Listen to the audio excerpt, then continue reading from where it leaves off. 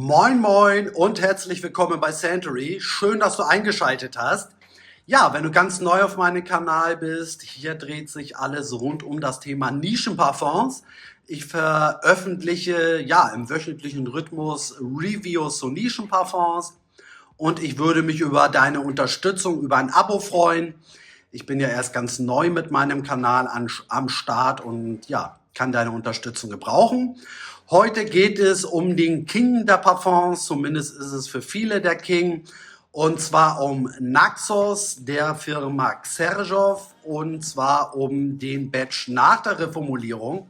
Auch wenn ja mittlerweile wahrscheinlich alle Naxos kennen, ich zeige euch noch mal ganz kurz den wundervollen Flakon. Ich lege ja immer ganz viel Wert auf den Gesamteindruck, auf das Design, auf die Flakons, auf den ja, eben Gesamteindruck, auf die Verpackung und so weiter. Und für mich kann man das einfach nicht besser machen. Es ist optisch wundervoll, sehr hochwertiges Glas. Die Kappe ist sehr schwer. Ja, einfach eine Augenweide. Und wie riecht Naxos nach der Reformulierung? Ich kann euch beruhigen, für mich persönlich riecht es identisch zu, ja, eben vor der Reformulierung. Für mich hat sich da nahezu nichts verändert. Ich habe Naxos jetzt dreimal getragen. Ich hatte den einen Tag das Gefühl, also kurzzeitig nur das Gefühl, dass vielleicht die Honignote nicht mehr ganz so intensiv ist wie vorher, aber tatsächlich war das am nächsten Tag dann auch nicht mehr mein Eindruck. Und selbst wenn es irgendwelche Unterschiede geben sollte, dann sind die so marginal. Also es ist eigentlich absolut identisch zu dem Batch vorher. Das beruhigt mich persönlich und wahrscheinlich viele von euch auch sehr, denn wir kennen es ja von einigen anderen Marken, dass Parfums nach der Reformulierung sich so verändert haben, ja, dass es dann eben gar nicht mehr so toll riecht wie vorher. Und warum wurde Naxos reformuliert? Das liegt einfach daran, dass in der EU einige Inhaltsstoffe verboten wurden. In dem Fall von Naxos ist es Butylphenyl, Methylpropional, Zungenbrecher und Linalol. Woran erkennt ihr das? Tatsächlich ist das ein bisschen tricky. Und zwar ist es nämlich der gleiche Batch-Code, die gleiche Nummer wie vorher auch.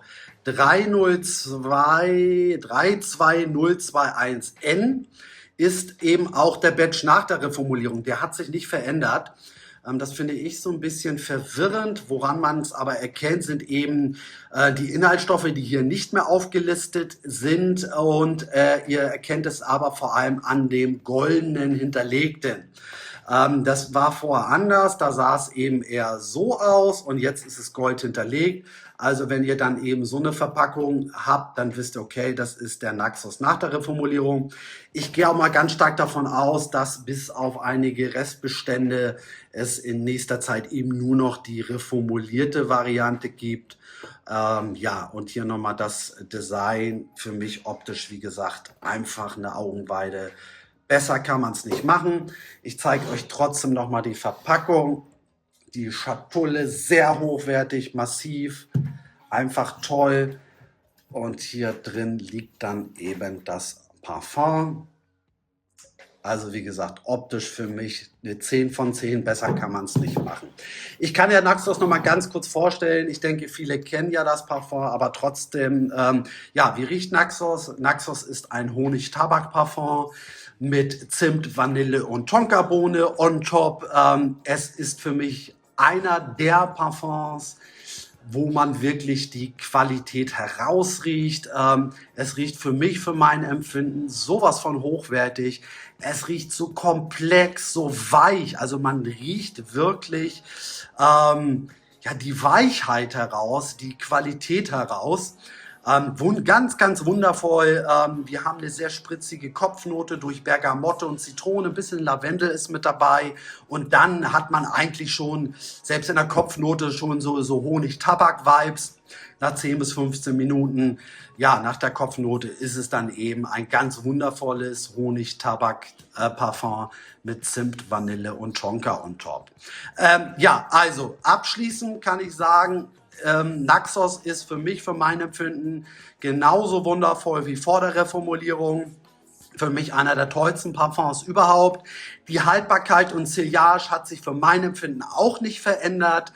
Ich habe es an allen 3 Tagen morgens aufgetragen, also nicht nachgesprüht oder so. Ich habe genauso die Sprühroutine gehabt wie sonst auch. Hals, Nacken, den einen oder anderen Sprüher auf die Klamotte. Und ich konnte es abends nahezu genauso noch wahrnehmen wie vor der Reformulierung auch. Wie gesagt, wenn es irgendwelche Unterschiede gibt, dann sind die für mich, für mein Empfinden so marginal, dass es eigentlich nahezu gar nicht herauszuriechen ist. Also, Naxos ist genauso wundervoll wie vorher auch. Das soll es auch für heute gewesen sein. Ich würde mich freuen, wie gesagt, wenn ihr kommentiert, wie vielleicht euer Eindruck ist, falls ihr schon einen neuen Badge von Naxos bekommen habt, und würde mich, wie eingangs erwähnt, über jedes Abo freuen. Ich freue mich einfach mit euch zu interagieren, zu kommunizieren. Also abonniert, liked, teilt, schreibt mir auch gerne privat auf Instagram. Ich verlinke euch oder in der Beschreibung setze ich meinen Instagram-Kanal rein. Und ja, gut, das soll es gewesen sein. Genug gequatscht. Bleibt gesund und bis bald.